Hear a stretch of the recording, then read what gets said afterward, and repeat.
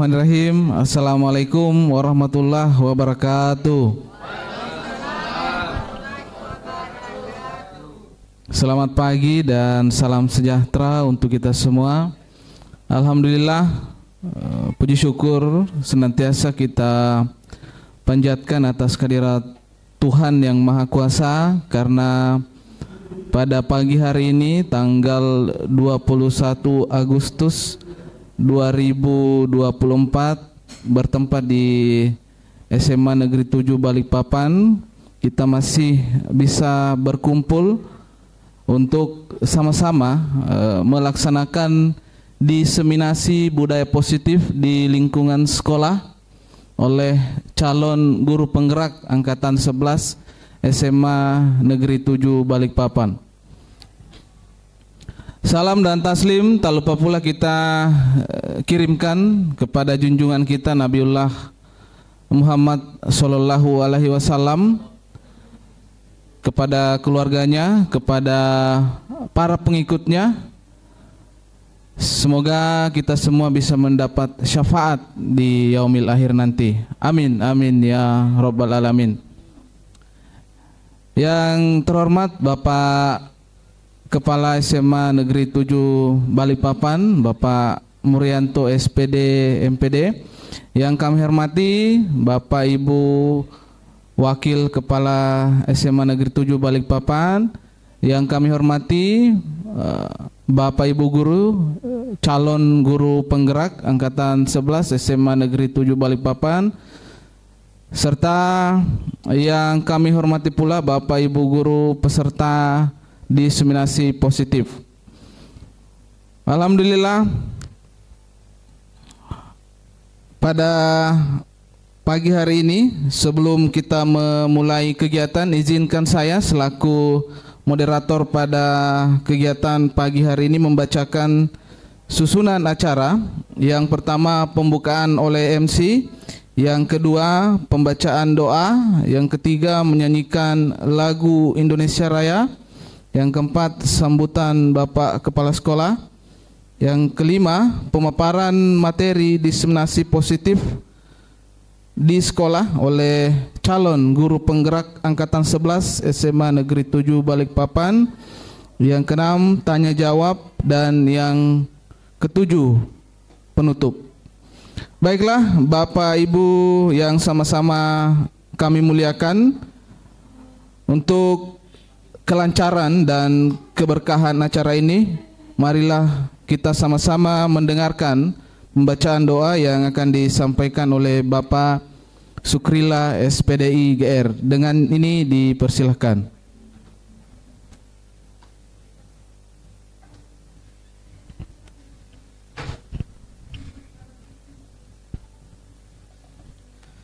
Assalamualaikum warahmatullahi wabarakatuh. Selamat pagi Pak Leman, Bu Mega, dan Bu Dami, dan Pak Petrus.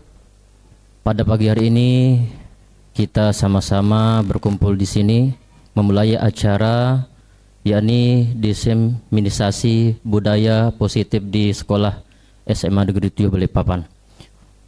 Untuk itu, mari kita sama-sama untuk mengawali kegiatan ini dengan berdoa, memohon ridho dari Allah SWT, kemudian tentu memohon kelancaran, kesuksesan acara ini dari awal sampai dengan selesainya nanti. Oleh karena itu, mari kita sama-sama berdoa sesuai dengan agama dan keyakinan kita masing-masing. Untuk kita yang beragama Islam, kita awali dengan sama-sama membaca Ulumul Quran. Al-Fatihah. A'udzubillahi minasyaitonirrajim. Bismillahirrahmanirrahim.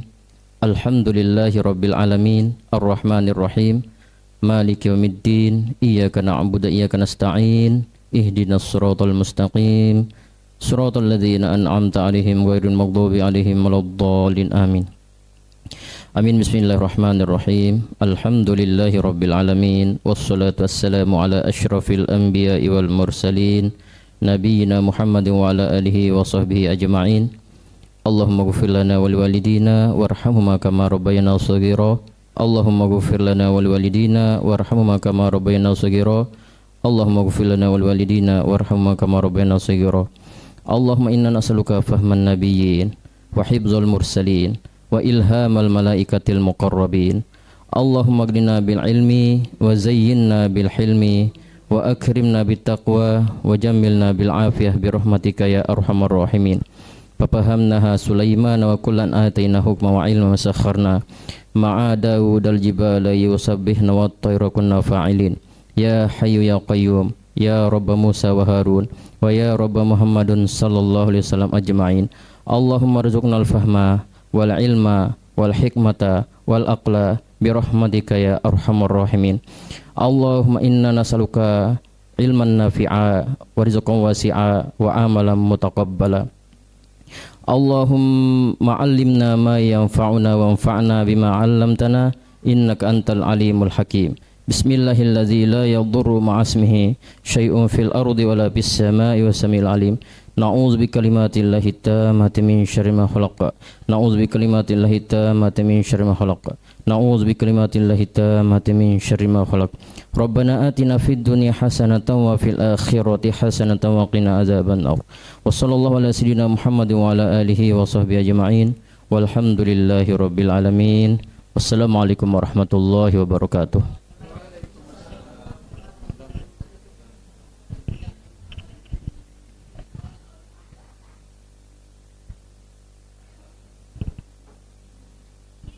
Terima kasih kami ucapkan kepada Bapak Sukrilah SPDI GR.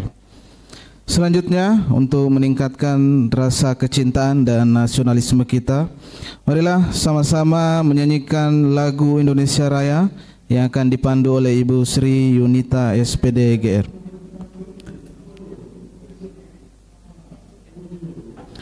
Mohon maaf, akan dipandu oleh Ibu Dame. Dengan ini disilahkan. Hadirin dimohon berdiri.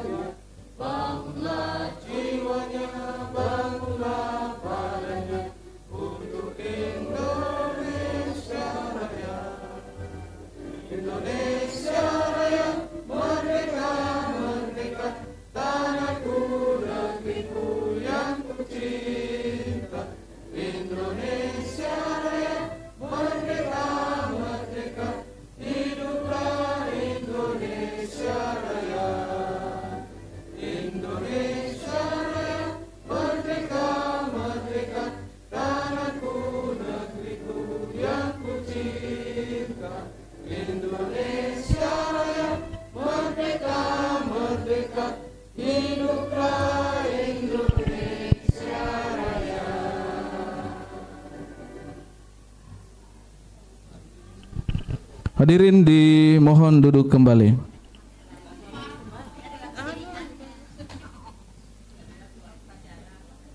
Berikutnya sambutan Kepala SMA Negeri 7 Balikpapan sekaligus membuka kegiatan diseminasi budaya positif di sekolah. Kepada Bapak saya persilahkan dengan hormat. Terima kasih Pak Arfah. Bismillahirrahmanirrahim. Assalamualaikum warahmatullahi wabarakatuh. Ya, Selamat pagi dan salam sejahtera untuk kita semuanya. Bismillahirrahmanirrahim. Alhamdulillahirrahmanirrahim. Wassalatu wassalamu ala asrafil anbiya mursalin wa ala alihi wa sahbihi wa man tabi'ahum ihsani ilal yaumiddin, amma ba'du.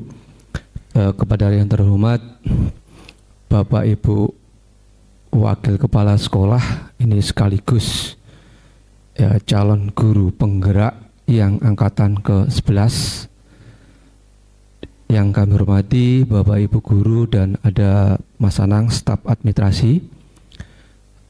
Alhamdulillah, segala puji bagi Allah, di mana pada pagi hari ini kita masih diberikan suatu kekuatan, kemampuan sehingga bisa kita melangkahkan kaki kita di SMA Negeri 7 Baleban dalam rangka untuk mencerdaskan anak bangsa, dan saat ini adalah dalam rangka peningkatan kompetensi guru melalui calon-calon guru penggerak dengan kegiatan diseminasi budaya positif untuk sekolah, khususnya adalah sekolah SMA Negeri 7 Baleban. Semoga kegiatan ini berjalan lancar, dan insyaallah mudah-mudahan juga hasil diseminasi ini melekat di pikiran-pikiran dan hati-hati Bapak Ibu semuanya, sehingga bisa mengimplementasikan dalam kehidupan bersekolah. Salawat salam kita curahkan kepada junjungan besar Muhammad SAW, pada keluarganya dan pada sahabatnya dan pada pengikutnya yang selalu setia sampai yang belakang nanti. Bapak Ibu yang berbahagia, yang pertama kami pasti mengucapkan terima kasih kepada teman-teman calon guru penggerak sebagai narasumber yang ingin memberikan inspirasi perubahan, transformasi kualitas pendidikan, khususnya pada kualitas pembelajaran. Transportasi pendidikan Bapak Ibu semuanya yang bertujuan adalah untuk membentuk insan dan ekosistem sekolah yang berkarakter dan berbudaya. Ini yang pertama yang harus kita tekankan. Karena itu judulnya yang dibuat Bu Lulik DKK, budaya positif, itu dalam pembentukan karakter. Ya. Yang kedua juga transformasi pendidikan itu ditujukan untuk mempersiapkan diri anak-anak kita untuk berhasil di perguruan tinggi, dan lingkungan-lingkungan kerja dan lain-lainnya. Diharapkan sebetulnya dua tujuan itu yang diperuntukkan di transformasi pendidikan. Mudah-mudahan dengan penerapan budaya positif yang nanti akan diberikan oleh narasumber dari calon guru penggerak angkatan ke-11 ini, mudah-mudahan Bapak Ibu semuanya saya harapkan mendukung. Karena ini adalah juga membantu untuk perubahan-perubahan kita. Terutama adalah pada tingkat kualitas pembelajaran kita. Mulai kita hadir ke sekolah, kemudian juga budaya positif kita masuk ke kelas dan mengajar juga gua berkualitas, dan pulang pun juga harus berbudaya positif.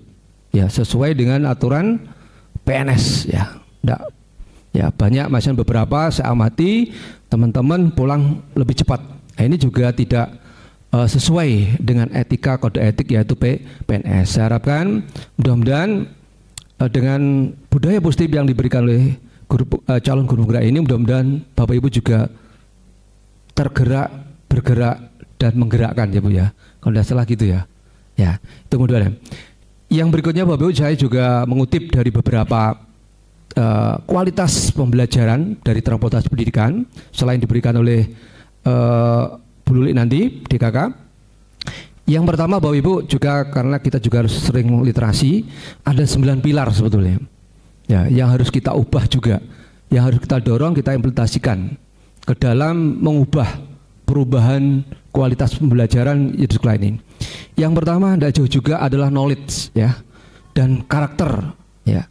Kita diharapkan untuk bisa mengarahkan pembentukan pada pikiran-pikiran dan karakter-karakter kita yang selalu positif juga. Ini yang pertama. Ini adalah 9 pilar ini udah dicantumkan di sambutan dari Kemendikbud. ya, Mas Nadiem Makarin, ya.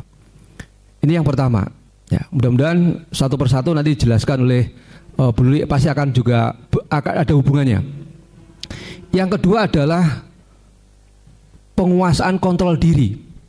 Nah, ini penguasaan kontrol diri pastinya harus berdasarkan dua sisi, ya. Yang pertama adalah sisi dari gurunya. Ini juga harus ada kontrol diri. Yang kedua juga dari siswanya. Ya. Ini pengendalian diri itu juga harus kita latih dengan budaya-budaya positif, sehingga nanti tidak mengeluarkan kata kotor. Ya, tidak mengadjustment dan terus-terusnya. Ya. Ya, tidak membuli dengan kata-kata verbal. Ini kalau pengendalian diri baik, positif, insya Allah kata-kata yang jelek tidak akan berkumandang. Ya, yang berkumandang, yang sangat menyenangkan adalah kata-kata yang santun, yang selalu menyapa, ya, dengan kebaikan-kebaikan dan seterusnya. Yang ketiga, Bapak Ibu, adalah kecepatan proses berpikir. Diharapkan, ya, ketiga pilar ini, kecakapan proses berpikir itu adalah tergantung pada kita. Salah satu cara meningkatkan kualitas pembelajaran tadi untuk membentuk pola-pola pikir anak-anak kita lebih cerdas lagi. Itu. Yang keempat adalah personal dan komunikasi, skill komunikasi. Nah, ini diharapkan juga yang keempat. Ini mirip-mirip juga. Ya, yang kelima bisa membangun jiwa kepemimpinan. Ya, kita diharapkan sebagai manajer kelas juga kita bisa membangun kepemimpinan pembelajaran. Begitu juga siswa kita juga kita latih dengan kepemimpinan pembelajaran. Alhamdulillah juga mungkin bulan Oktober juga kita akan mengadakan beberapa workshop untuk siswa-siswa tentang kepemimpinan. Ya, ini dari anggaran bos kinerja, anggaran prestasi, semua itu larinya adalah ke pelatihan-pelatihan siswa, ya, tentang kepemimpinan dan seterusnya. Banyak sekali, itu ada 3, 4, 5 pelatihan. Mudah-mudahan nanti bisa direalisasikan. Insya Allah Pak Har akan menggandeng beberapa teman-teman pembina OSIS, pembina MPK, kemudian pembina Duta, dan pembina kegiatan yang lain akan menggandeng itu, sehingga pelatihan nanti insya Allah akan terbentuk dengan baik dan akan merubah, ya, perilaku-perilaku itu menjadi lebih baik lagi. Yang ketujuh adalah entrepreneur dan social entrepreneur. Ini Bapak Ibu juga diharapkan anak kita bisa mengembangkan jiwa kewirausahaannya dan jiwa-jiwa sosialnya. Nah, oleh karena itu ada beberapa santunan terhadap yaitu anak yatim piatu. Nah, itu salah satunya adalah jiwa-jiwa social entrepreneur, dan termasuk berkorban itu juga jiwa-jiwa entrepreneur yang kita bentuk. Yang kedelapan adalah penguatan wawasan sejarah peradaban dunia berdasarkan yaitu perubahan, ya, abad ke-21 yang arahnya yaitu ke arah pendidikan. Itu diharapkan oleh karena itu tetap yaitu kata-kata transformasi pendidikan, ya, khususnya yaitu kualitas pendidikan, itulah yang akan kita fokuskan. Dan saat ini Bapak Ibu semuanya, bahwa ini hari Bapak yaitu insinyur adalah Irhamsah, ya. Insya Allah hari ini dilantik. Hari ini dilantik. Ada undangannya, hari ini dilantik, yang hadiri paling dari cabang. Ya. Ketua MKKS juga tidak diundang, kelihatannya Kacap yang diundang. Kacap 1 sampai Kacap 6 itu diundang. Nah, itu hari ini Bapak Ibu, insya Allah ada perubahan kepemimpinan kita dari Dinas Pendidikan dan Kebudayaan Provinsi Kalimantan Timur. Hari ini dilantik. Ya. Yang ke-9 Bapak Ibu, yang terakhir adalah nasionalisme dan demokrasi. Penanaman jiwa untuk nasional dan demokrasi kita.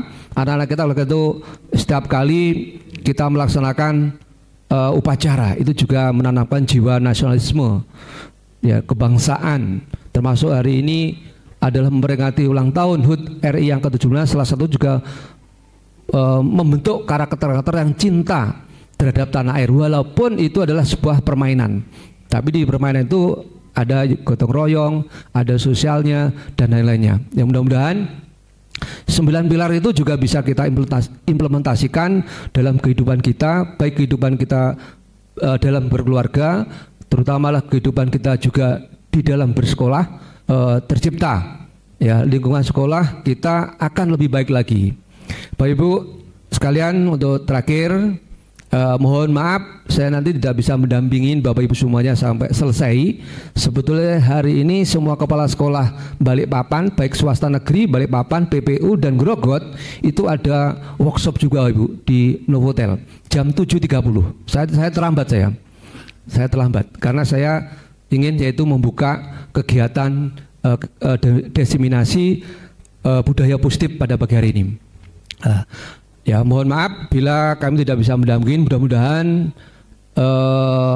kelima calon bu guru ini mudah-mudahan memberikan sesuatu yang optimal ya Bu Luli ya, optimal, dan mudah-mudahan Bapak Ibu juga selalu mendorong dan mengikutinya dan mampu mengimplementasikan. Saya kira itu aja sambutan dari kami dengan mengucapkan Bismillahirrahmanirrahim. Kegiatan desiminasi budaya positif di Sekolah SMA Negeri 7 Balikpapan tanggal 21 Agustus 2024 saya nyatakan dibuka. Demikian sambutan kami. Apabila ada kurangnya kami mohon maaf yang sebesar-besarnya. Saya akhiri, hadirna ulul jemangin, wabillahi taufiq wal hidayah. Wassalamualaikum warahmatullahi wabarakatuh. Selamat pagi. Baik, terima kasih saya ucapkan atas sambutan oleh Kepala SMA Negeri 7 Balikpapan. Berikutnya pemaparan materi desiminasi budaya positif di sekolah yang akan disampaikan oleh Bapak Ibu calon guru penggerak angkatan 11 SMA Negeri 7 Balikpapan. Namun terlebih dahulu saya perkenalkan dulu. Yang pertama ada Ibu Luli Aryani MPD. Mohon berdiri Bu Luli.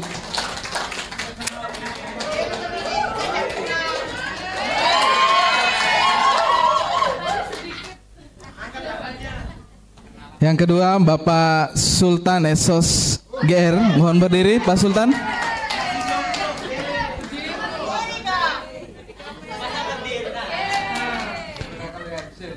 Yang ketiga Bapak Ai Solihin MPD. Mohon berdiri Pak Ai. Yang keempat Bapak Suyanto SPD. Mohon. Dan yang terakhir Ibu Ratna Stati SPD GR. Silakan berdiri. Baik, terima kasih. Kami ucapkan sekali lagi kepada Bapak Ibu calon guru penggerak SMA Negeri 7 Balikpapan. Baik, saya ulangi lagi. Assalamualaikum warahmatullahi wabarakatuh, Ibu Bapak. Ya, saya melanjutkan materinya, tapi sebelumnya boleh berpantun ya. Yes. Baik, Pak Haryono orangnya cakep. Beliau guru sejarah SMA 7 Balikpapan. Bapak Ibu, ayo kita ikuti pelatihan ini dengan hati yang mantap untuk bekal mengajar kita di masa depan. Itu tadi terinspirasi. Sudah Pak. Nah, yang penting pantun. Betul Bu Murti. Iya, Bu Murti masih pusing enggak baca soal Ukom kemarin? Oh, mantap soalnya ya. Baik, saya menyampaikan materi terakhir ya Ibu Bapak. Jadi ini adalah materi terakhir dari budaya positif, segitiga restitusi.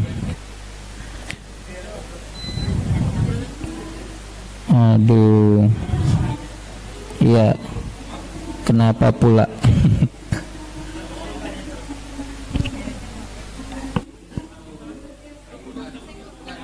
Ya, sudah cukup, enggak apa-apa Ustadz. Agak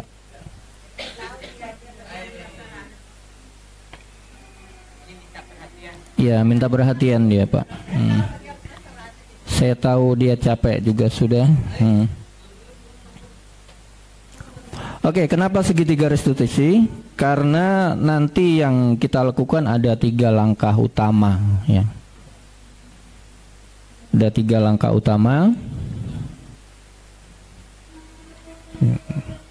Nah, yang pertama, apa itu restitusi? Restitusi. Jadi kalau menurut kamus buku KBBI Kamus Besar Bahasa Indonesia, ada 3 pengertian dari restitusi. Yang pertama adalah ganti kerugian atau pembayaran kembali. Jadi misalnya ibu bapak dapat gusuran tanah, nah itu istilahnya adalah restitusi. Yang kedua, penyerahan bagian pembayaran yang masih tersisa. Ya. Kemudian restitusi juga itu ada di dunia kedokteran, yaitu penyesuaian spontan kepala bayi dengan badan sesudah kepala keluar dari rahim ibu. Nah, itu istilah kedokterannya adalah juga restitusi. Ya. Nah, yang kita bahas di sini adalah restitusi yang menurut Goosen, ya, Diane Goosen tahun 2004. Restitusi adalah proses penciptakan kembali kondisi bagi murid untuk memperbaiki kesalahan mereka, sehingga mereka dapat kembali ke kelompok mereka dengan karakter yang lebih kuat. Nah, tadi sudah disampaikan Pak Ai, ada 5 posisi kontrol bagi seorang guru. Jadi sebaiknya kita mengambil posisi kontrol sebagai manajer atau sebagai pemantau. Nah, yang harus kita hindari adalah sebagai penghukum. Nah, ini yang lebih banyak dan lebih sering kita lakukan, ya, termasuk saya sendiri. Itu loh. Kadang kalau ada anak bersalah, ya sudah. Yang lebih sering pakai ini, langsung disorot. Nah, bangun, jangan tidur, begitu. Kemudian restitusi juga merupakan proses kolaboratif yang mengajarkan murid untuk mencari solusi atas masalah mereka dan membantu murid untuk berpikir, ya, misalnya ingin menjadi orang seperti apa mereka, ya, kemudian bagaimana mereka memperlakukan orang lain. Nah, ini ibu bapak, tidak hanya kepada murid, ya, bahkan kepada anak-anak kita atau keluarga kita di rumah, ini bisa kita praktikkan, gitu. Agar apa? Itu tadi tujuannya, mereka bisa memperbaiki sendiri kesalahannya, gitu, tanpa harus merasa mereka semakin bersalah. Oke, nah ada 9 ciri-ciri restitusi. Yang pertama, belajar dari kesalahan, bukan menebus kesalahan. Jadi dari belajar kesalahan tadi tercipta solusi dari siswa sendiri. Kemudian memperbaiki hubungan. Hubungan dengan siapa? Hubungan dengan sesama teman, hubungan dengan guru, atau hubungan dengan yang lainnya. Kemudian menawarkan, ya, restitusi itu menawarkan, bukan memaksa. Kalau memaksa berarti kita ambil posisi kontrol tadi sebagai penghukum. Kemudian restitusi diri adalah cara terbaik, ya. Namanya restitusi diri berarti berasal dari kesadaran siswa atau anak kita sendiri. Ya, menuntut untuk melihat ke dalam diri. Kemudian mencari kebutuhan dasar. Nah, tadi sudah dijelaskan kebutuhan dasar yang disampaikan oleh Pak Sultan. Nah, berfokus pada karakter, bukan tindakan. Nah, karakter atau tindakan bisa kita dapatkan, bisa kita latih anak-anak kita nanti dari tadi keyakinan kelas, kesepakatan kelas, ya, kesepakatan kelas dulu, baru keyakinan kelas. Kalau ibu bapak sudah membentuk kesepakatan kelas dengan anak-anak, nanti bisa ditingkatkan menjadi keyakinan kelas, gitu. Jadi kalau kesepakatan kelas itu lebih kepada peraturan, ya, tapi kalau keyakinan lebih kepada nilai-nilai universal yang kita akui bersama. Kemudian berfokus pada solusi, ya. Kita carikan solusi masalah anak-anak kita. Kemudian mengembalikan murid yang berbuat salah pada kelompoknya. Jadi dia kembali ke kelompoknya, kembali ke teman-temannya itu dengan perasaan yang lebih kuat, ya, dengan perasaan bukan dia saja yang bersalah, tapi dengan perasaan baru yang sebagai manusia. Nah, ini praktik dari segitiga restitusi. Jadi ada 3 langkah, ya. yang bisa kita jalankan. Yang pertama, yang kita ambil ada di bagian dasar, yaitu menstabilkan identitas. Menstabilkan identitas ini, ya awalnya kita tidak bisa langsung ketika anak bersalah kita panggil, kita judge, kamu salah, kamu gini, nggak bisa. Tapi kita berikan pengertian dulu, bahwa misalnya ya, setiap orang pasti pernah melakukan kesalahan.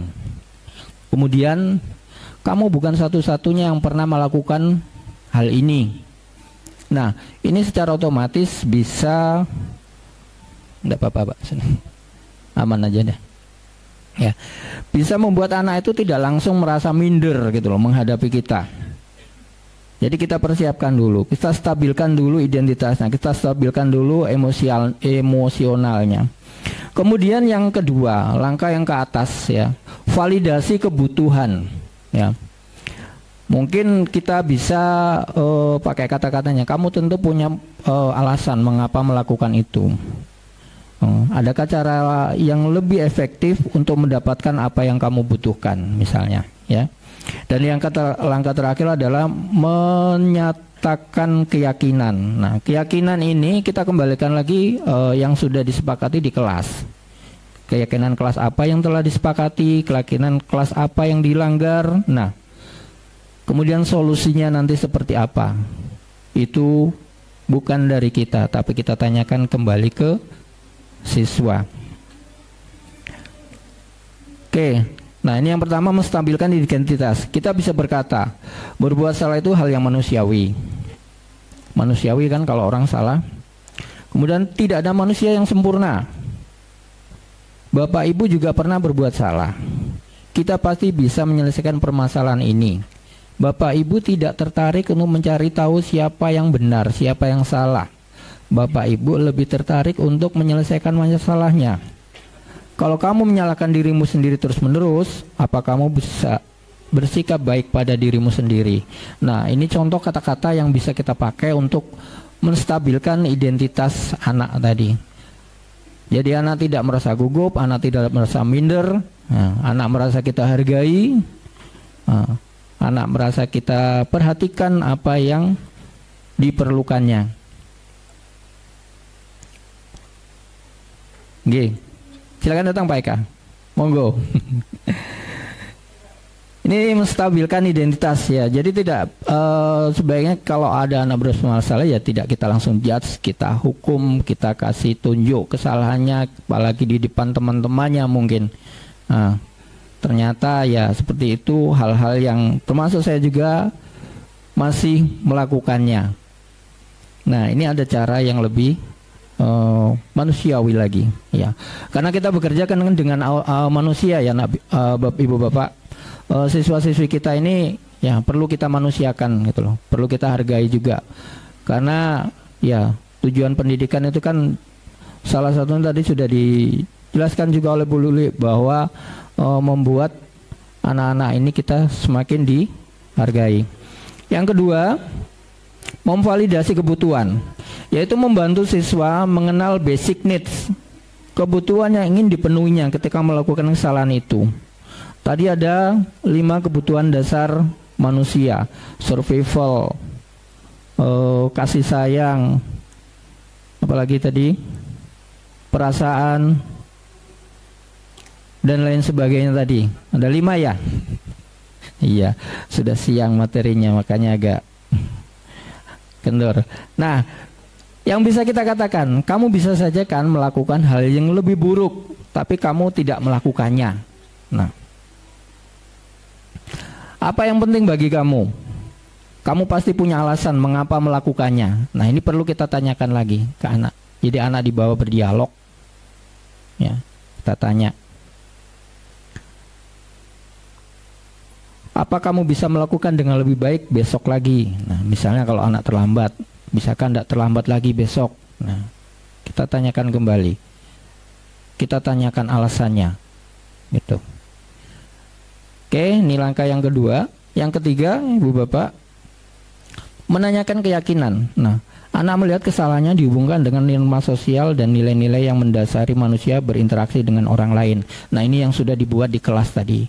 Jadi harapannya nanti ibu bapak, terutama wali kelas, membuat keyakinan kelas dan ditempel ya di kelas masing-masing.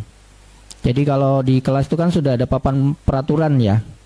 Nah, itu kan kalau tata tertib peraturan itu kan lebih banyak larangan. Ya, bajunya sepatunya harus hitam dan sebagainya. Nah, nanti bisa dilengkapi dengan keyakinan kelas, dan yang lebih diutamakan nanti adalah keyakinan kelas. Nah, jadi kalau ada yang melanggar, kita tanyakan kembali, apa nilai yang kita percaya di kelas atau di sekolah kita? Nilai-nilai universal apa yang telah kita sepakati? Nah, kalau dia menyebutkan salah satu, berarti dia melanggar itu. Nah, solusinya apa? Tanyakan kembali. Tuh. Kelas yang ideal itu seperti apa? Kita tanyakan lagi. Kamu ingin jadi anak seperti apa? Jadi intinya anak-anak kita tangani dengan baik. Tidak langsung menjudge, menyalahkan dia.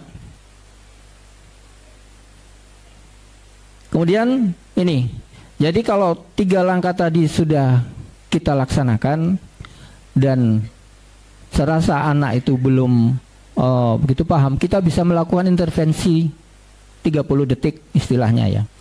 Jadi intervensi ini bisa membantu murid kembali ke tujuan semula dengan cukup singkat dan dengan cara non konfrontatif ya. Dah. Langsung aja ditanyakan, apa kamu ingin berbuat lebih baik? Kalau jawabannya iya, tanyakan kembali, seperti apa solusinya? Jadi sampai dia mengungkapkan tujuan yang seharusnya, solusi yang dia langgar. Kemudian, apakah saat ini kamu sedang menjadi orang yang kamu inginkan? Misalnya jadi anak yang suka tidur di kelas. Apakah dia ingin seperti itu? Misalnya dia suka mengganggu temannya, suka berkelahi. Apakah dia ingin seperti itu? Kalau jawabannya tidak, ya, solusinya apa? Tanyakan kembali. Jadi intinya segitiga restitusi itu kembali mencari mengungkap solusi yang didapat dari anak itu sendiri melalui bimbingan kita. Betul.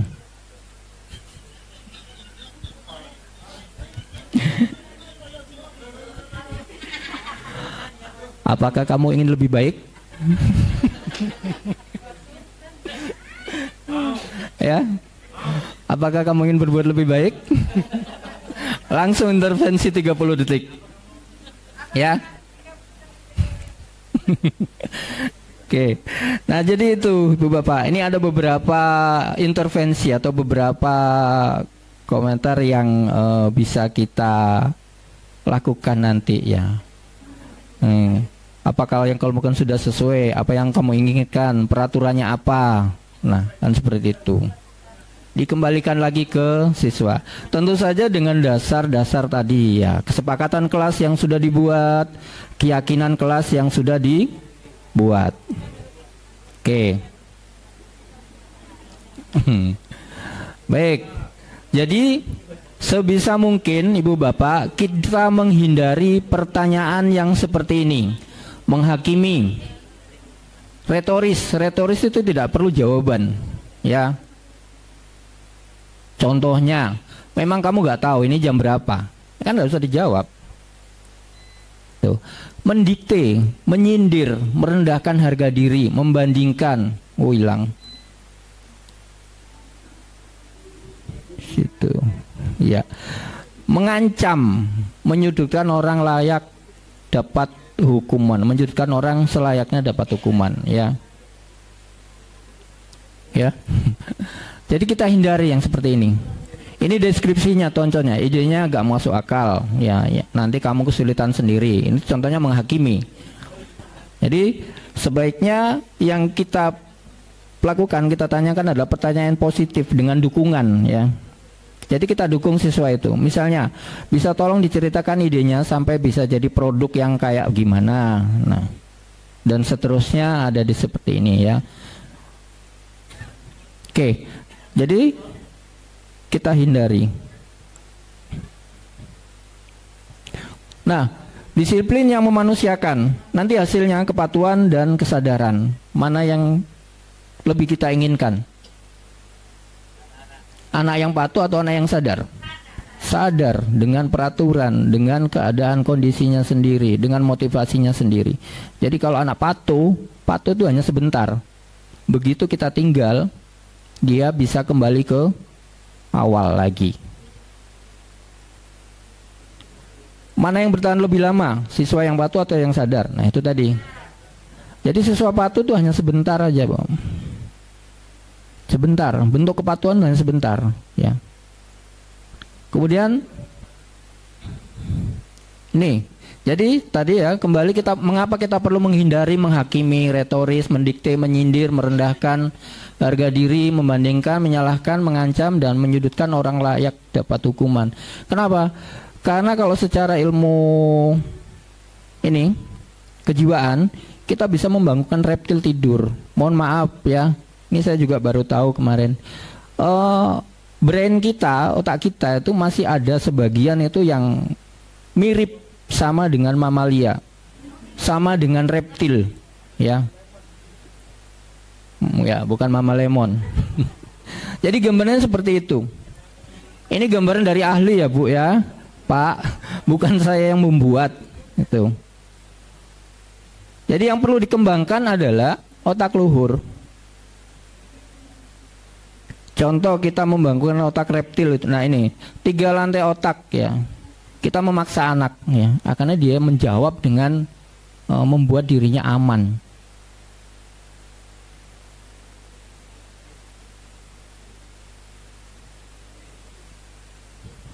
Udah, neokortek itu hanya manusia yang punya. Tugasnya berpikir logis, sistematis, bahasa, seni dan lain-lain. Nah ini yang perlu dikembangkan. Sementara mamalia brain dan reptilian brain itu yang berkaitan dengan mamalia, itu berkaitan dengan itu dimiliki binatang mamalia dan manusia. Tugasnya mengolah emosi, takut, marah, sedih, senang, nyaman. Kalau reptilian brain dimiliki binatang reptil, tugasnya otomatis tidak perlu berpikir, ya, bernafas, makan, berdegup, tuh kan tidak perlu berpikir kita. Jadi yang perlu kita kembangkan adalah neokortek. Nah, apa dapat pengalaman jika siswa jika guru terbiasa melakukan itu, menghakimi, retoris, mendikte, menyindir? Kira-kira apa, Ibu Bapak?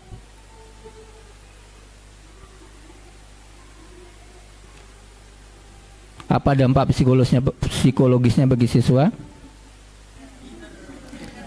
Minder. Oke. Menarik diri, dendam sama gurunya, iya enggak?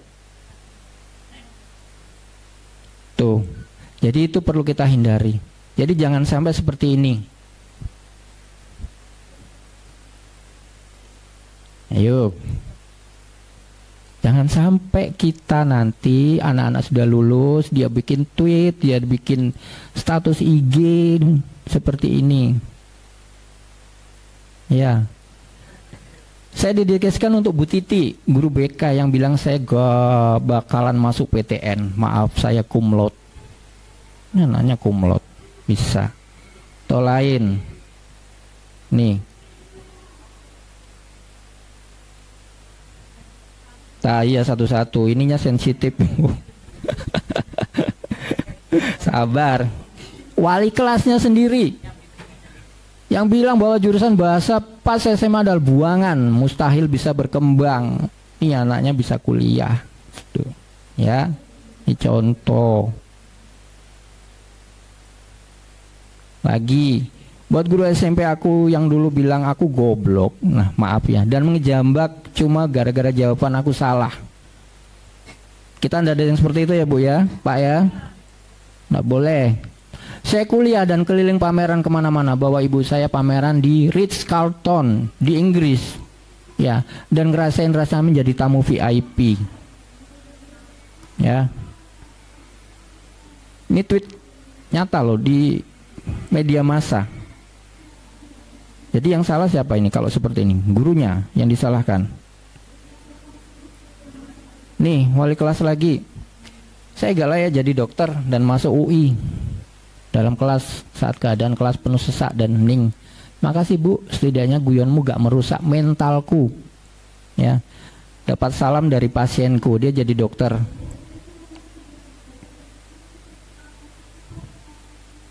Ada lagi. Buat Bu Rini yang bilang aku gak bisa lolos S1 karena nilai UN fisikaku 5,25. Mohon maaf, saya sudah S3.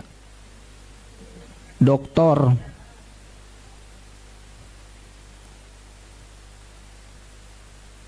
Satu lagi, buat guru SMA gua tercinta yang bilang gua gak bakal jadi apa-apa karena gak pernah sekolah, maaf ya. Nah, jadi tentara dia. Apa itu, sersan 2 itu. Nah, ini lagi. Sambil ketawa dia. Buat guru BKSMB gue yang dulu bilang anak bermasalah kayak kamu mau jadi apa nanti. Nah, dia jadi manajer di usia 23 tahun. Ya. 23 tahun itu kalau saya kemarin masih guru honor. S3. Ya. Lagi ini disampaikan ke teman-temannya. Nah, bilang gue BODOH dan gak bakal bisa masuk salah satu PTN terbaik di negeri ini. S1 dan ini sudah S2, saya sudah cukup di sini. Udah S2. Ya. Nah, riset yang dilakukan oleh Dr. Vincent Felitilli dan Centers of Disease Control di Amerika, Washington, pendekatan hukuman atau punishment itu tidak efektif dalam menumbuhkan kedisiplinan. Ya. Jadi karena hanya sementara tadi.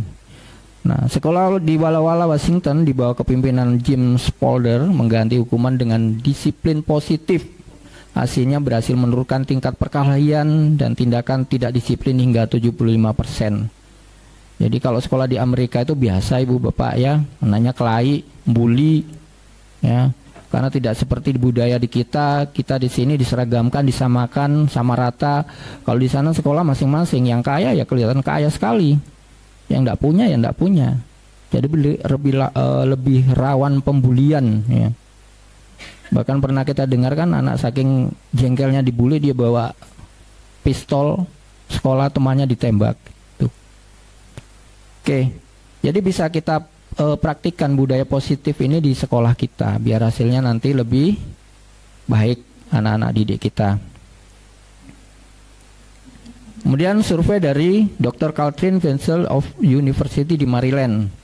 Terdapat 167 siswa bahwa perhatian dan kepedulian guru sangat berhubungan erat dengan motivasi dan tanggung jawab siswa. Jadi kalau kita perhatian dan lebih peduli kepada siswa, insya Allah nanti motivasinya dan tanggung jawabnya juga akan meningkat. Semakin peduli dan perhatian guru kepada siswa, semakin kecil peluang siswa melakukan perlakuan menyimpang, termasuk bullying tadi. Mungkin Ibu Bapak ada yang belum tahu ya, anak sekolah kita di sini ada yang pacaran ya, sudah melebihi suami istri, ya, cakar-cakaran, jambak-jambakan ya. Jadi itu perlu juga kita tangani. Itu sudah dari kelas, kalau saya tahu dari kelas 11 malah sudah dicakar di situ, ada buktinya. Ya itu perlu kita bantu ya. Bukan KDRT, kekerasan dalam pacaran ya, KDP ya. KDP. Kemudian riset ini juga menunjukkan bahwa cara paling efektif mendidik siswa di sekolah bermasalah adalah dengan meningkatkan perhatian dan kepedulian guru terhadap siswa. Nah, jadi kalau risetnya ini hasilnya baik, ya bisa kita contoh, bisa kita praktikkan juga bersama-sama di sekolah kita. Tuh. Ya. Thank you. Selesai, Bu Bapak. Materi dari saya. Mohon tepuk tangannya untuk kelima Bapak Ibu calon guru dari saya. Mohon tepuk tangannya untuk kelima Bapak Ibu calon guru penggerak ya di angkatan 11 dari SMA Negeri 7 Balikpapan. Kemudian agenda terakhir sebelum penutupan, mungkin ada Bapak Ibu guru sekalian yang ingin bertanya. Silakan Pak Sukrillah. Enggak, siapa yang dari depan? Ya, ditunjukkan ke siapa? Ya. Ya. Assalamualaikum warahmatullahi wabarakatuh. Terima kasih calon guru penggerak angkatan 11 yang dari awal saya mendengar, menyimak pemaparannya itu berkaitan semua dari awal, dari Bu Luli, kemudian Bu Ratna, Guru Sultan, Guru Ayi, Guru Yanto, semuanya berkaitan sampai yang terakhir. Nah begini Bu, ini realitas saja Bapak Ibu, yang saya akan menyampaikan sedikit pengalaman saya sebagai ketua kelas kemarin. Nah memang kita ini mau memberikan atau menerapkan budaya positif. Akan tetapi ada hal-hal yang menjadi tantangan kita di menjadi guru ini. Seperti yang pertama, tadi sudah disindir tentang keterlambatan anak sekolah. Dan kita tidak boleh menjustifikasi, ya kan? Kemudian pertanyaan saya, ada memang anak itu alpanya banyak. Setelah itu ada juga izinnya banyak. Izin sakitkah? Padahal tidak sakit. Kemudian kalau hujan itu kalau saya lihat, padahal dia terlambat atau hujan, tapi dia berani untuk alasannya itu sakit. Nah, sehingga saya kemarin memanggil orang tuanya, ya, berbincang. Ternyata anaknya itu, ya, miris sekali saya dengar ceritanya dari orang tua. Bapaknya tidak bekerja, kemudian kerjanya serabutan, kemudian dia kalau mau pergi sekolah itu harus menumpang di temannya.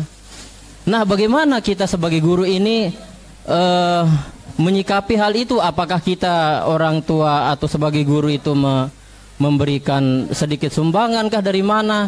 Karena ibunya ini tidak bekerja, kemudian bapaknya juga tidak bekerja, jadi ongkos ke sekolah itu susah sekali. Nah, mohon untuk dijawab ya, di antara salah satu ini hebat-hebat semua ya. Jadi mau yang bapak-bapak atau ibu-ibu, silakan berikan pencerahan dulu kepada kita semua dengan kendala ini ya. Anaknya ini laki-laki ya. Demikian. Assalamualaikum warahmatullahi wabarakatuh.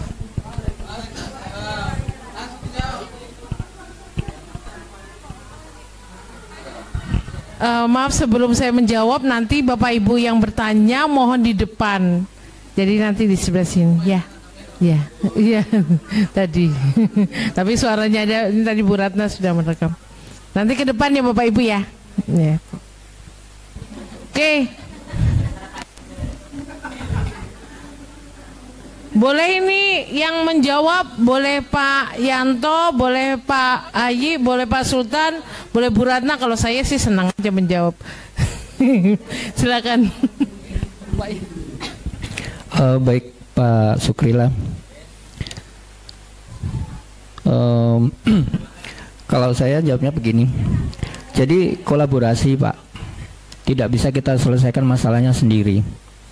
Saya contohkan saya sendiri dulu ya. Mohon maaf, saya kan pernah titip anak wali saya ke rumah jenengan. Ya, tahun berapa itu ya? Anak ini di rumah kondisinya ya mirip dengan yang sampean ceritakan tadi. Bahkan bapaknya juga ringan tangannya. Ya, kalau anu dikit digampar. Pernah dia sampai minggat itu, tapi tetap sekolah dia, tetap sekolah. Saya lupa namanya, karena anaknya juga seperti itu. Ya, tujuan saya hanya mengangkat dia sampai selesai kelas 12.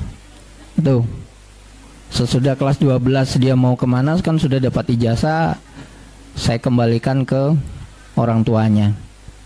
Betul. Jadi anaknya juga seperti itu, datang ke saya, Pak, lapar, tak uang, ya tak kasih, ya saya kasih.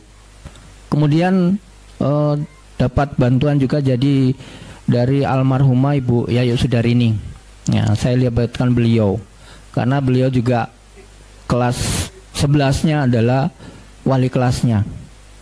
Kemudian karena kebetulan BK-nya adalah Ibu Heni. Nah, saya tanya, ini anak ini gimana, Bu? Kalau dia tidak tinggal di rumahnya enggak bisa, tinggal di rumah temannya juga enggak bisa. Gitu. Jadi sempat kan saya titipkan di rumah jenengan dulu. Nah, itu. Jadi solusinya seperti itu. Kita tidak bisa menyelesaikan masalahnya sendiri. Tetap kita harus bekerja sama. Kita harus lapor ke atasan. Menyampaikan ke Pak Ali, astagfirullah, ke kepala sekolah Pak Ali. Kalau waktu itu saya menyampaikannya ke Pak Ali gitu loh. Iya. Jadi sampaikan hal seperti itu. Jadi nanti ada solusi yang bisa diangkat, yang bisa diberikan untuk anak ini. Oke, jadi sekali lagi tidak bisa kita menyelesaikannya sendiri. Gitu. Mentang-mentang kita awal kelasnya terus kita, pokoknya karena anak buahku, tidak bisa. Kita tetap kerjasama dengan guru yang lain, gitu. Ya, mungkin itu jawaban dari saya. Ada Bapak Sultan mungkin mau menambahkan? Atau Pak Ayi, Ustadz Ayi?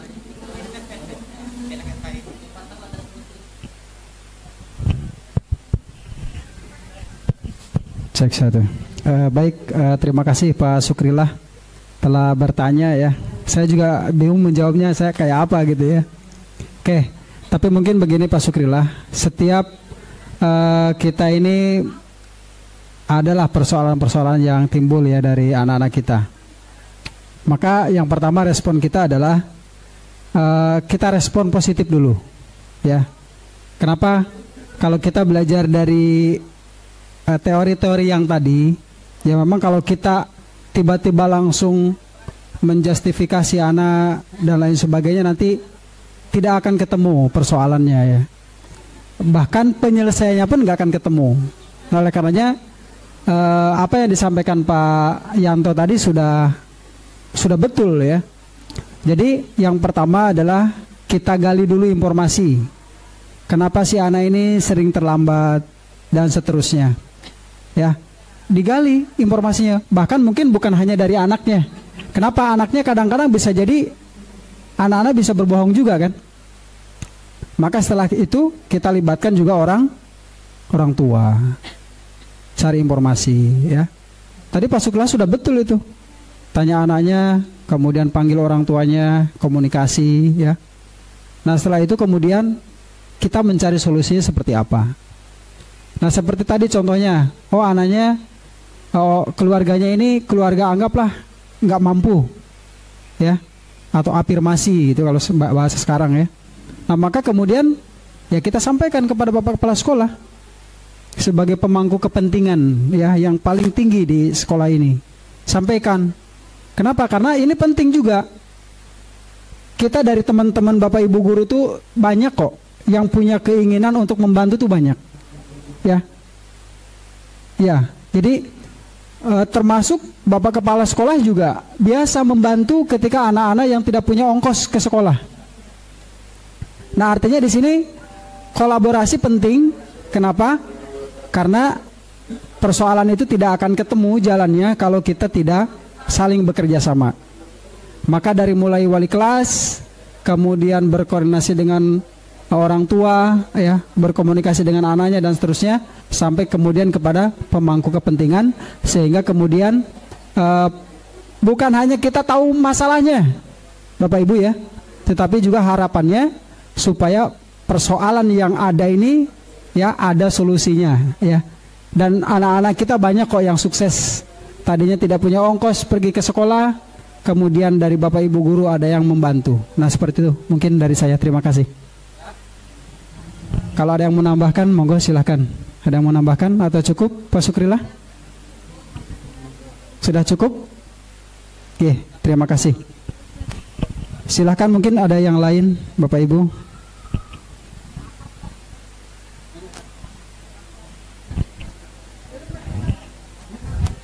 Oke, Bapak Ibu yang mau bertanya monggo, tapi di depan sini. Maksudnya biar kena kamera. Tadi enggak kena, kasihan Pak Sukri. Kelihatan Kak, alhamdulillah. Saya tadi bilangnya Pak Mas Anang. Monggo ada yang bertanya lagi? Ibu Bapak? Oh ya, silakan Bu Novi. Di depan sini Bu Novi. Iya, di sini. Baik, terima kasih Bapak Ibu kesempatannya. Jadi yang saya ingin tanyakan, melihat kondisi sekolah kita ya, anak SMA 7 ini berpatokan kepada sekolah-sekolah lain seperti sekolah terdekat SMA 5. Yang SMA 5 itu notabene-nya memakai jilbab yang segi 4, kemudian roknya rok sepan yang mukanya glowing, dan yang paling menonjol itu menggunakan alis Bapak Ibu. Alis yang kayak MUA, bukan alis yang digambar pakai pensil, ada yang pakai eyebrush ya kalau saya tidak salah namanya. Ya, pakai begitu, pakai kayak MUA lah begitu. Nah, bagaimana cara kita menegur hal seperti itu? Kalau yang tadi saya baca caranya, tapi saya nggak ngena di saya gitu Bu Luli. Di situ redaksinya apakah begini yang kamu inginkan, seperti itu ya redaksi positifnya ya tadi. Terus kalau misalnya saya aplikasikan hal tersebut ke anak yang bersangkutan, saya berpikir, oh saya diketawain pastinya nanti kalau nanya, kamu benerkah yang kamu pengen lakukan hal seperti ini gitu. Boleh minta solusinya. Terima kasih. Oke, baik, terima kasih Bu Novi atas pertanyaannya. Mungkin dari TGP yang lain, Pak Sultan, Bu Ratna, atau saya sendiri. Oke, baik. Tadi masalah Bu Novi, ya kita mungkin juga tahu anak-anak namanya memang dia usianya memang usia remaja, memang dia mau membuktikan jati dirinya. Kadang-kadang yang putri ya ingin tampil cantik atau apa ya seperti itu. Nah, kemudian mereka mengambil tata tertib atau aturan yang mungkin di sekolah lain kok tidak masalah gitu ya. Nah, ini sebenarnya dari pertama, dan kita juga yang terpenting adalah sebenarnya pertama anak masuk itu mungkin kita belum, karena ada tata tertib yang mereka tanda tangani dan juga orang tuanya. Betul tidak? Pada saat pendaftaran siswa baru. Nah, dia diterima. Di situ ada peraturan-peraturan, mungkin termasuk itu ada salah satu mematuhi peraturan sekolah. Nah, peraturan sekolah memang di setiap sekolah yang berlaku di sekolah tersebut. Jadi anak-anak tetap kita fokuskan, mereka kalian masuk di SMA 7 mengikuti sini. Seragam pun kan mengikuti dari SMA 7. Begitu juga yang lain. Di SMA 5 itu ada Bu, ponakan saya juga itu kadang-kadang kan enggak pakai kerudung, dia enggak masalah ya. Jadi mereka ngikut itu, akhirnya tertular. Jadi Anda di SMA 7 yang mengikuti aturan SMA 7, dipertegas itu. Nah, kemudian tadi kalau langkah-langkah restitusi yang tadi dijelaskan oleh Pak Suyanto, itu sebenarnya bisa diberlakukan, tapi kita mengarahkannya. Dia memang tidak salah, cuma penempatannya. Kan dia kalau misalnya di luar, monggo gitu ya. Kemudian dia mau untuk acara kita lomba, seperti lomba apa, seperti dual track itu lomba, bukan lomba ya, make up ya. Dual track ada kan? Nah, jadi diarahkan kalau kamu hobi seperti itu, bisa jadi jadi bekalmu, malah mungkin bisa nanti mata pencarian atau hobi malah bisa mendapatkan keuntungan, tapi dengan cara diarahkan untuk mengikuti dual track. Yang bagian apa? Dia senang make up berarti.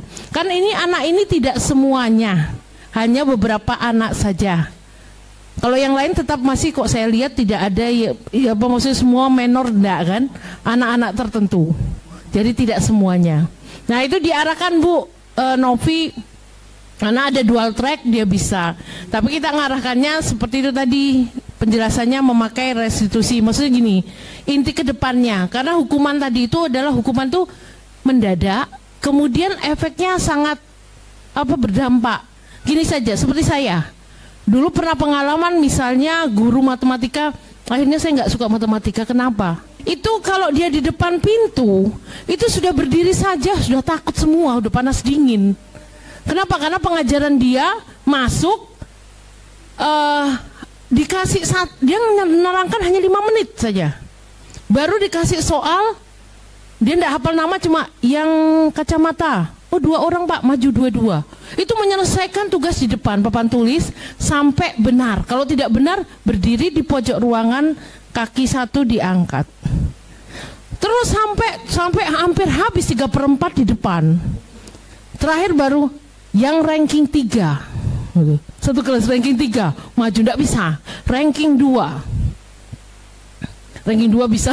Kebetulan teman saya orang Cina. Bisa dia, akhirnya duduk semua. Jadi setiap pelajaran matematika itu panas dingin. Belum datang gurunya baru di depan sudah heningnya kelas itu. Itu jadi akhirnya kita dampaknya itu loh, beberapa tahun yang lalu saya SMP. Tahun 88 sampai dengan tahun 91. Sampai sekarang itu saya masih ingat. Dan efeknya nggak suka matematika. Gara-gara gurunya, ya Allah, sudah benar-benar langsung sudah panas dingin. Belum datang gurunya, datang sudah tegang semua. Kenapa? Jadi dia setiap mengajar gitu metodenya. Maju, nunjuk, serah. Yang memakai pita biru gitu, ikat. Ada 2 Pak, 2 majulah gitu. Itu ya tegangnya. Terus saya senang dengan guru siapa? Bahasa Indonesia. Guru saya SMP 1 dulu namanya Pak Surata. Mungkin ada yang kenal. Ya, Pak Surata itu the best. Maksudnya dia kalau mengajar di SMP 1 itu dia senang kita yang melakukan aktivitas. Maksudnya gini, anak-anak kita buat drama pendek, buat skenarionya, presentasi di depan kelas. Jadi digeser agak mundur, kita presentasi. Terus terakhir presentasi memainkan peran drama itu langsung diumumkan siapa yang terbaik. Itu senang. Langsung diumumkan ini siapa kelompok yang terbaik. Terus bapaknya tidak pernah marah. Seandainya misalnya dia mendengarkan dulu misalnya, Pak maaf Pak, buku saya ketinggalan gitu. Dia langsung positive thinking aja. Kenapa ketinggalan? Enggak, tadi pagi buru-buru, nanti lain kali. Nah mereka sudah menerapkan, Pak Surata sudah menerapkan. Maksudnya yang dianggap sebagai ini KHD filosofi pendidikan. Dia sabar, tidak pernah memarahi siswa. Tapi siswa dengan sangat senang belajar dengan dia. Disiplin gitu, tidak disuruh. Nah itu maksudnya Bapak Ibu, saya saja yang guru sudah puluhan tahun dulu ya. Saya SMP tahun 88 sampai dengan tahun 91. Itu berarti kalau saya kelas 3 berarti sekitar 91 atau 90. Itu saya ingat ada ya maksudnya semua menor enggak kan, anak-anak tertentu. Jadi tidak semuanya. Nah itu diarahkan Bu Novi, karena ada dual track dia bisa. Tapi kita ngarahkannya seperti itu tadi. Penjelasannya memakai restitusi, maksudnya gini, inti ke depannya, karena hukuman tadi itu adalah hukuman tuh mendadak, kemudian efeknya sangat berdampak. Gini saja, seperti saya, dulu pernah pengalaman misalnya guru matematika, akhirnya saya nggak suka matematika. Kenapa? Karena guru saya itu kalau masuk, dulu namanya mungkin SMP 1 mungkin ada kenal Pak Edi Girot. Itu kalau dia di depan pintu itu sudah berdiri saja, sudah takut semua, udah panas dingin. Kenapa? Karena pengajaran dia masuk, dikasih dia menerangkan hanya 5 menit saja. Baru dikasih soal, dia tidak hafal nama, cuma yang kacamata. Oh 2 orang Pak, maju 2-2. Itu menyelesaikan tugas di depan papan tulis sampai benar. Kalau tidak benar, berdiri di pojok ruangan, kaki 1 diangkat. Terus sampai hampir habis 3/4 di depan. Terakhir baru yang ranking 3. Satu kelas ranking 3, maju tidak bisa. Ranking 2. Ranking 2 bisa. Kebetulan teman saya orang Cina. Bisa dia, akhirnya duduk semua. Jadi setiap pelajaran matematika itu panas dingin. Belum datang gurunya baru di depan sudah heningnya kelas itu. Itu jadi akhirnya kita dampaknya itu loh, beberapa tahun yang lalu saya SMP. Tahun 88 sampai dengan tahun 91. Sampai sekarang itu saya masih ingat. dan efeknya nggak suka matematika. Gara-gara gurunya, ya Allah, sudah benar-benar langsung sudah panas dingin. Belum datang gurunya, datang sudah tegang semua. Kenapa? Jadi dia setiap mengajar gitu metodenya. Maju, nunjuk, serah. Yang memakai pita biru gitu, ikat. Ada 2 Pak, dua-dua maju lah gitu. Gitu ya tegangnya. Terus saya senang dengan guru siapa? Bahasa Indonesia. Guru saya SMP 1 dulu namanya Pak Surata. Mungkin ada yang kenal. Ya, Pak Surata itu the best. Maksudnya dia kalau mengajar di SMP 1 itu dia senang kita yang melakukan aktivitas.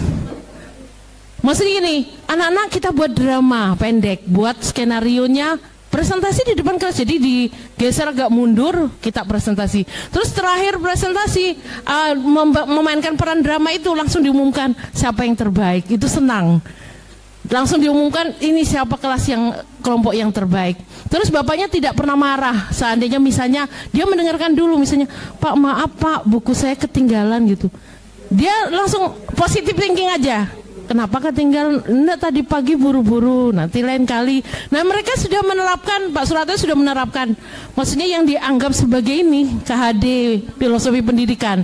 Dia sabar, tidak pernah memarahi siswa.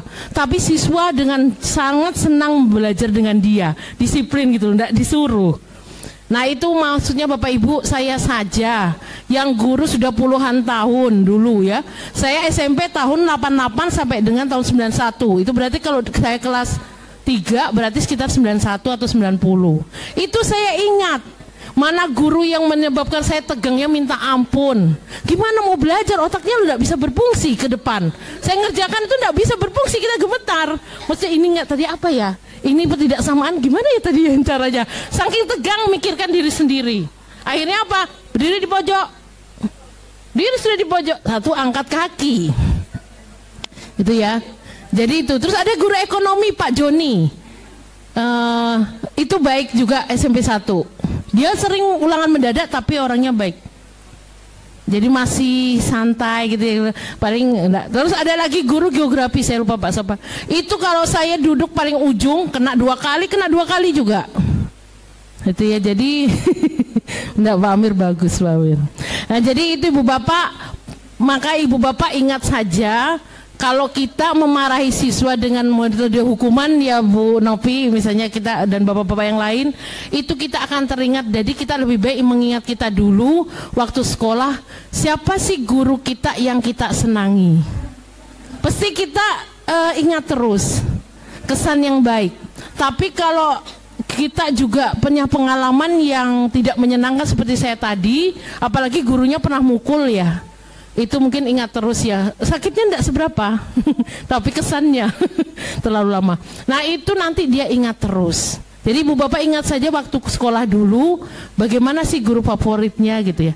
Seperti saya ngajar, saya senang. Kenapa? Saya waktu itu melihat guru pamong saya sama dosen saya. Jadi kalau ngajar dia santai aja duduk tenang. Tapi kenapa kita fokus ke dia gitu. Ada hal-hal yang positif yang kita ambil itu membekas, tapi hal-hal negatif juga lebih membekas karena trauma. Otak kita itu kalau menerima untuk yang kayak pengalaman tidak menyenangkan itu lebih ngeri, lebih apa? Kayak listrik gitu ya, lebih kuat daripada yang menyenangkan. Itu akan membekas terus di hati anak-anak seperti saya ini. Maksudnya dulu pengalaman saya. Ya, tapi untung kebetulan mudah-mudahan guru saya tidak ada yang pernah memukul saya. Oh pernah, cuma ya itu Pak. Dia buku ditumpuk, buku banyak di atas, kalau kita nggak bisa mengerjakan soal diginikan, tumpuk baru diginikan, gong. Artinya apa? Bodoh gitu. Nah itu, jadi nggak boleh Ibu Bapak. Itu saja Bu Novi. Kemudian itu pertama, kedua, kita memang harus kolaborasi. Maksudnya apa? Nanti di komunitas belajar kita ngadakan apa ya Pak Sultan? Kesiswaan juga masuk. Nah kita satu pemahaman, maksudnya satu langkah. Misalnya kita mau menerapkan disiplin kelas yang seperti apa? Kita nggak usah banyak-banyak, satu dulu. Misalnya anak mau dibuat mandiri, atau anak mau dibuat berprestasi, atau anak dibuat disiplin, tanggung jawab, itu dulu misalnya 2 aja dulu. Itu semua sama-sama. Kita di komunitas belajar nanti Ibu Bapak kita bahas ya. Karena kebetulan ini di komunitas belajar kita bahas. Nanti kita satu suara Ibu Bapak, kalau anak tidak memakai kerudung yang memakai kerudung yang segi 4, ya semua teman itu semua yang tahu aturannya ditegur. Bukan seperti saya misalnya, saya di kantin, salah di koperasi beli minuman, saya senang minuman dingin kadang-kala. Itu anak-anak dikeluarkan, saya bilang, kamu kelas berapa? Kenapa tidak dimasukkan bajunya? Masukkan. Jadi tegur saja, jangan dicuekin. 1 guru negur, 2 guru negur, 2 guru, 3 guru tidak negur, sama 0 kita nggak punya ada apa-apa di sini. Jadi tolong Ibu Bapak, kalau sudah tahu hukum yang paling bukan hukumnya tapi yang keyakinan ke sekolah kita sudah yang paling simpel aja dulu, baju biar rapi diapakan masuk.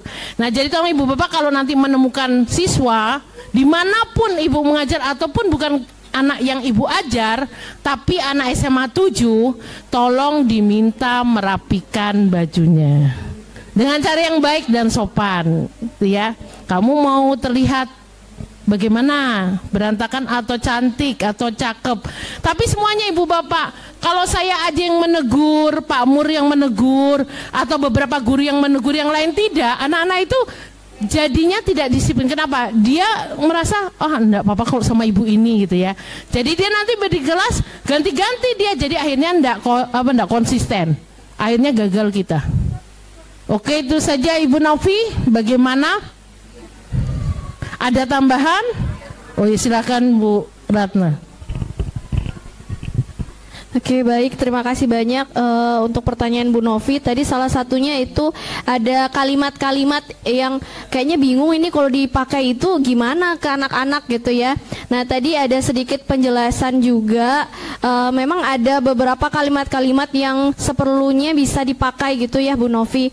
Namun kita sesuaikan lagi dengan konteks lingkungan di sekolah kita. Contoh pada saat baru kemarin nih ya di gazebo itu saya bertemu dengan seorang anak kelas 12, itu dari jauh saya mendekat sebelum masuk ke kelas, terlihat nih berbeda dengan temannya. Berbedanya apa? Wah, glowing banget. Terus ini kok anti badai ya nak? Nah saya pendekatan lah, karena kan kita ngajar ya di kelasnya juga. Pasti Bapak Ibu guru paham lah kalau anak-anak yang natural memang lentik atau dilentikkan, apalagi memakai bulu mata yang palsu kan kelihatan sekali gitu ya. Dan juga dari cara berpakaian dan berhias, mohon izin. Nah dari yang mulai awal ya, kita tadi dijelaskan juga oleh Pak Yanto mengenai segitiga restitusi. Awalnya kita mencoba menstabilkan dulu identitas. Benar, pasti kita mencoba, nak mohon izin gitu, ayo temui ibu dulu. Nah jadi kita jangan sampai di halayak umum langsung kita tegur gitu ya. Jangan sampai hatinya nanti mentalnya kena. Kita langsung tegur di tempat, jangan, tapi kita coba alihkan ke tempat yang lain dulu Bu Novi. Kemudian kita tanyakan, nah apa kesalahanmu? Dari jauh sudah ketahuan, dia tuh cengir-cengir sebenarnya udah tahu gitu kan. Oh iya Bu, lipstik saya tebel gitu, saya pakai bulu mata. Nah berarti tanpa disadari sebenarnya dia tahu kesalahannya apa gitu. Setiap orang punya kesalahan nih nak.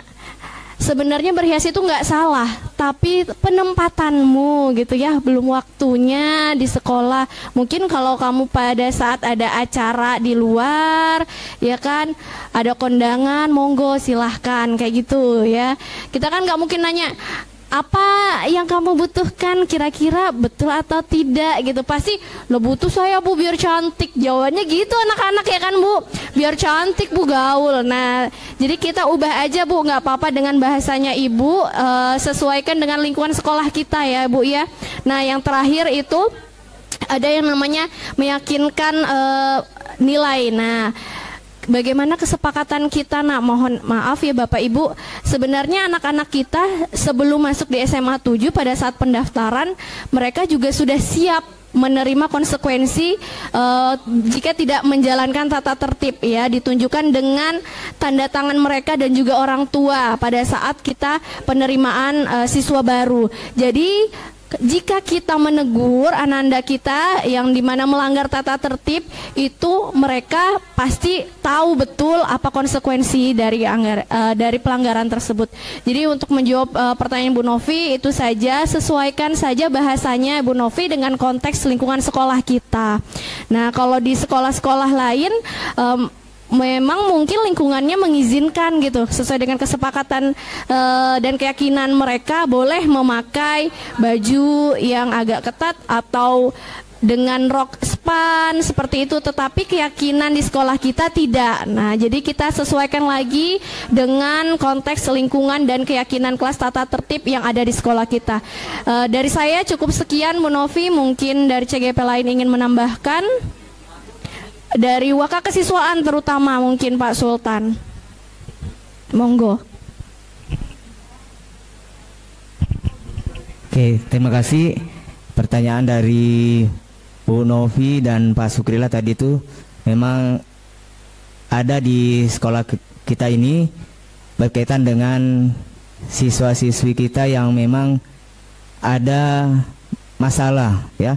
Tapi kita kembali ke kita masing-masing, karena tidak ada orang yang tidak ada bermasalah, semua ada, dan itu pasti ada solusinya semua.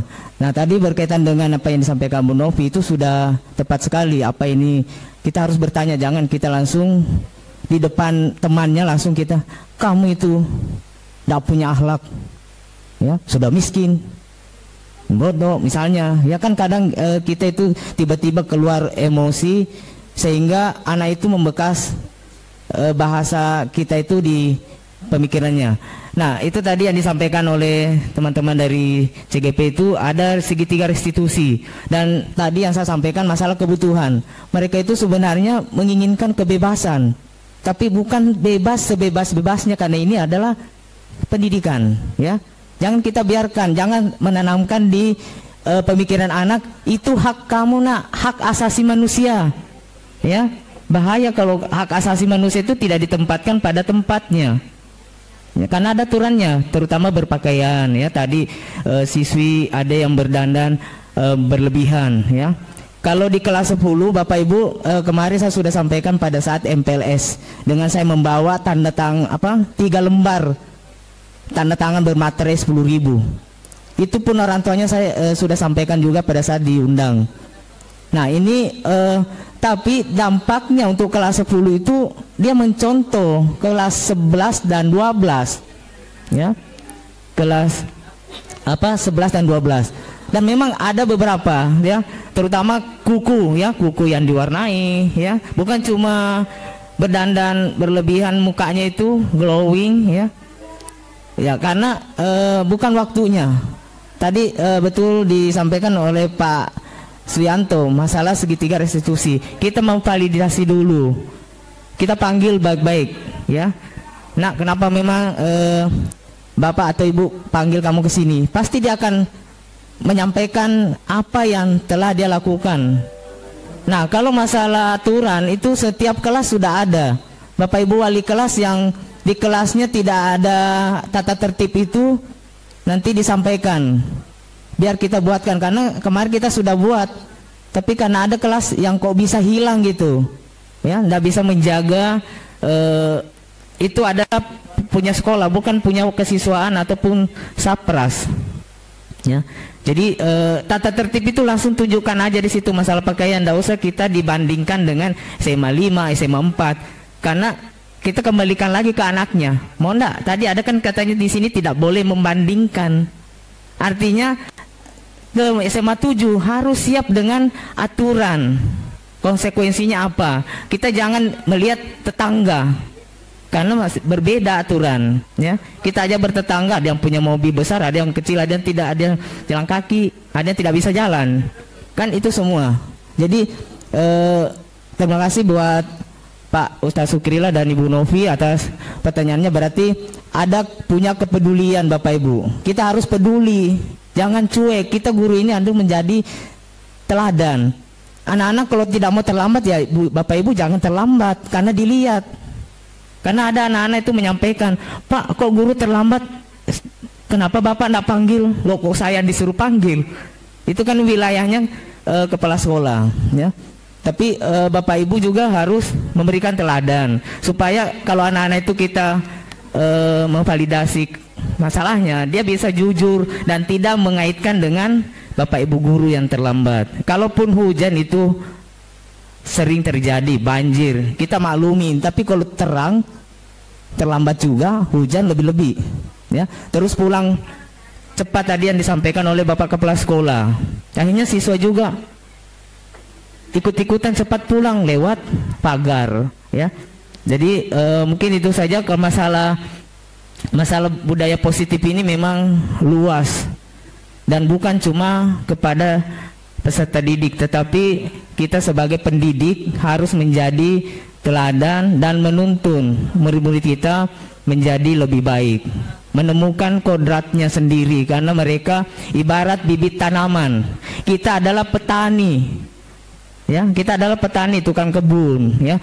Bagaimana kita menyirami itu tanaman supaya menjadi subur, ya, berbuah dan sehat. Nah itu. Jadi anak-anak punya kualitas masing-masing. Ya mungkin itu saja dari saya. Ada lagi? Oke, saya kembalikan ke MC. Baik, terima kasih Pak Sultan atas arahannya. Mengingat waktu juga, jadi dengan berakhirnya jawaban dari Pak Sultan tadi, maka berakhir pula lah agenda kegiatan kita pada pagi hari ini. Dengan marilah kita sama-sama mengucapkan Alhamdulillahirabbil alamin. Baik, sekian dari saya. Selamat siang. Assalamualaikum warahmatullahi wabarakatuh. Dan mohon kepada Bapak Ibu guru tidak beranjak dulu. Kita sesi foto bersama dulu, bersama dengan Bapak Ibu calon guru penggerak. Ya, silakan diatur Pak Sul bagaimana.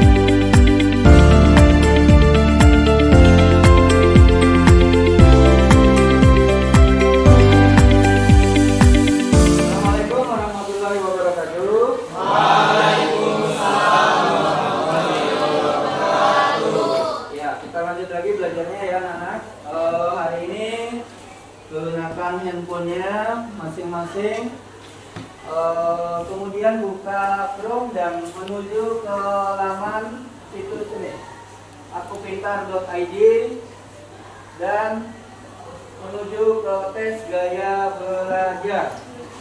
Ini perlu dilakukan untuk mengetahui nanti tes gaya belajar kalian masing-masing. Ya, dipersilakan buka HP-nya dulu, kemudian masuk di Chrome. Ya, baru datang. Kenapa? Terlambat? Ya. Nanti alasannya barangkali Bapak ya. Istirahat. Sekarang silakan duduk dulu. Ya, baik, kita lanjutkan lagi belajarnya. Ya, silakan masuk. Permisi Pak. Ya, duduk dulu. Nilo, tahu kan kenapa Bapak panggil ke sini? Tahu Pak. Iya, kira-kira apa? Karena tadi terlambat masuk jam, Pak. Terlambat masuk kelas ya. Ini sudah yang keberapa kali Nilu terlambat? Sudah sekitar 5 kali, Pak. 5 kali. Sering juga ya. Kenapa kok sampai bisa terlambat tuh? Apakah hanya di jam pelajaran Bapak atau ada jam pelajaran lain juga? Sudah beberapa kali, Pak. Itu termasuk sama pelajaran lain. Iya. Bisa diceritakan kenapa kok bisa sampai terlambat masuk sekolah? Padahal sekolah kita ini kan ada peraturan atau keyakinan kelas yang mengharapkan siswa itu bisa masuk di tepat waktu untuk belajar. Kenapa bisa terlambat? Jadi rumah saya dari sekolah itu lumayan jauh, Pak. Oh, rumahnya jauh. Ya, Pak. Terus? Sebelum ke sekolah juga harus mengantar adik dulu. Siapa yang mengantar adik? Saya kebetulan diantar sama ibu, Pak. Oh, diantar ibu. Ibu juga mengantar adik, kemudian mengantar kamu. Iya, Pak. Oh, jadi 2 kali ya. Ya, bisa terlambat, terpotong waktunya kalau seperti itu. Kira-kira ada enggak solusi lain selain kamu ikut ibumu biar lebih cepat untuk sampai sekolah? Ada solusi lain? Sebenarnya saya ada teman yang satu arah dari rumah saya, Pak. Ya. Tapi karena saya lelet, saya sering ditinggal, Pak. Oh, begitu ceritanya. Jadi kamu persiapan di rumah aja sendiri juga lambat. Makanya dia juga tidak mau terlambat, jadi kamu ditinggal. Iya, Pak. Oh, gitu. Ya. Misalnya kalau naik motor sendiri boleh enggak? Tidak boleh. Tidak boleh ya. Ya, itu berbahaya. Baik ya, Nilo. Berarti begini. Solusinya nanti kamu harus lebih cepat untuk persiapan di rumah. Ya, persiapan di rumah. Jadi berangkat ke sekolahnya sama temanmu itu juga cepat. Nyampe di sekolah bisa tepat waktu. Kemudian kalau kamu terlambat itu ada keyakinan kelas kita apa yang kamu langgar? Untuk datang ke sekolah tepat waktu, Pak. Iya, berarti kurang disiplin ya. Konsekuensinya apa? Mencatat kembali materi yang telah dijelaskan. Baik, sudah pernah dilakukan? Belum, ya. Jadi tetap juga karena sudah melanggar, konsekuensinya juga harus dijalankan ya. Bukan hanya di jam pelajaran Bapak, tapi juga di pelajaran yang lain. Memang belum pernah diperiksa oleh guru yang lain? Belum, Pak. Belum. Baik, nanti tetap dilakukan ya. Jadi solusinya kamu lebih cepat persiapan di rumah, tidak harus diantar ibu, kan ibu antar adik dulu ya. Kamu ikut temanmu. Jadi persiapan di rumahnya lebih cepat biar tidak ditinggal lagi. Baik. Ya. Nah,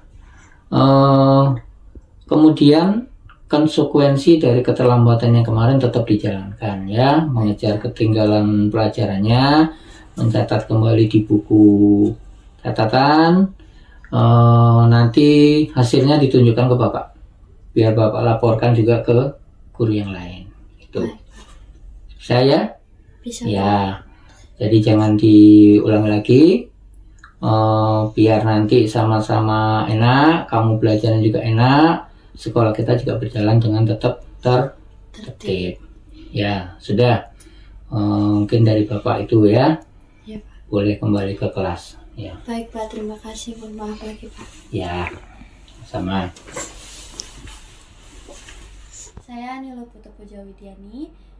Saya sangat senang berdiskusi bersama Bapak Suyanto karena beliau memberikan saya solusi untuk masalah saya terlambat ke sekolah. Saya benar-benar merasa terbantu dengan diskusi ini dan saya harap saya bisa berubah menjadi lebih baik lagi. Terima kasih. Penggerak